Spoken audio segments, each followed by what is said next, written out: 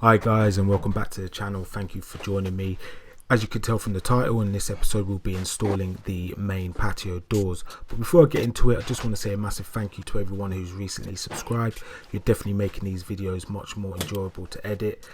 So if you haven't yet hit the subscribe button, I would appreciate if you did that and join us on this journey in getting this shed built. And not only that, the other DIY projects that I tend to do around the house as well during these renovations. So I actually ended up purchasing these doors off eBay. I initially had planned to get some doors from Wix for about £400 or so. So when I was starting the build, I had done all my measurements based on the doors that I was going to purchase from Wix. So we ended up having a little problem with this because as I continued to scour the internet, I came across these doors which were relatively the same measurement, but unfortunately they were 1 centimeter wider. As a result, it made it a little bit more difficult to rack, but with the help of my neighbour, and I've got to say a massive shout out and thanks to Russ for not only helping me collect the doors but also installing them, and also helping me with some other little bits around dealing with this this building in total. So big shout out to Russ, but we'll get into it and I'll talk you through it as we go along. Right, so I know exactly whereabouts I want my doors fitted.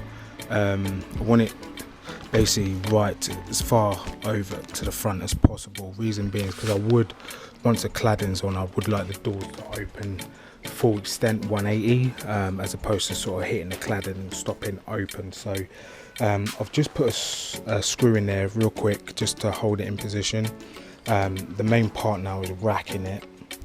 So we'll start with the bottom sill, make sure that is 100% level. At the minute it's a bit out, so we need to effectively raise the left side just to get that 100%. I think we're talking about maybe 3 mil or so. So what we'll do is we'll put some packers underneath to get that level.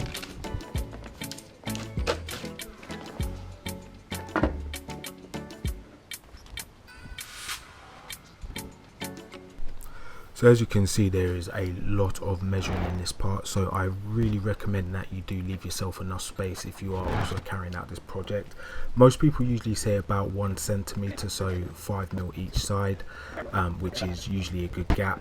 In this instance, because the frame is 1 centimeter big, I think we had about 3 mil to play with. It was a joke, but had I got the original doors, we would have been perfectly fine, but here we are. So here's the main man. He's helping me out with just getting this racked, because you got to do it, you know, up, down, left, right, just to make sure it's perfect. So we're kind of pretty much going back and forth to get it, and then we put the doors on, then we had to rack the doors to the frame as well. So make sure you've got enough time just to kind of take your time and just get it done, because once, at least if you get it done perfect, you're pretty much good to go from here on out. But yeah, we'll just continue to rack this until we get it all done.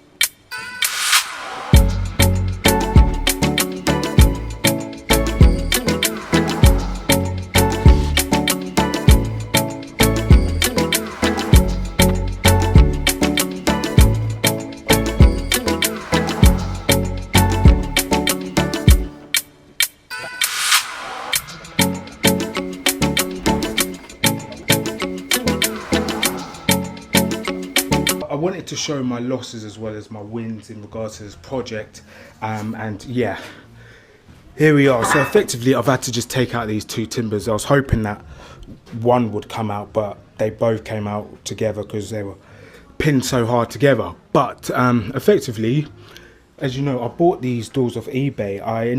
It wasn't the plan, but I was having a scowl, and they were actually the dimensions of 1 centimeter larger width wise and height wise in comparison to the ones that I was going to get brand new from the shop. So I thought I'd give it a chance, because obviously I did the frame 10 mil larger on each side. So the door actually fitted in perfectly. It was snug. It had about 5 mil each side, but it didn't give me enough space to rack it, and as a result I was unable to catch the doors. There is some adjustments on the external hinges, but they're unfortunately they were at their maximum position. So what I've had to do is sort of decouple everything, and then what I'm going to do now is actually use a bit of OSB.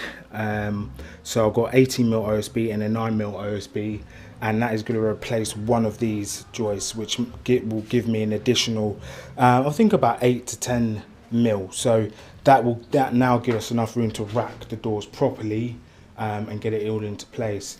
What I'll do is I will put the OSB on the inside, sandwich it in between, then put this joist back. That will give me enough space, and I can just cut down this additional bit of OSB there if needs be. It might actually not require it because as I said, the doors, but again, we need to rack it, so we'll see how we get on. So yeah, unfortunately a bit of a headache having to do this, but it's got to be done because I want the door sitting flush and as perfect as possible. So we divulge and continue on.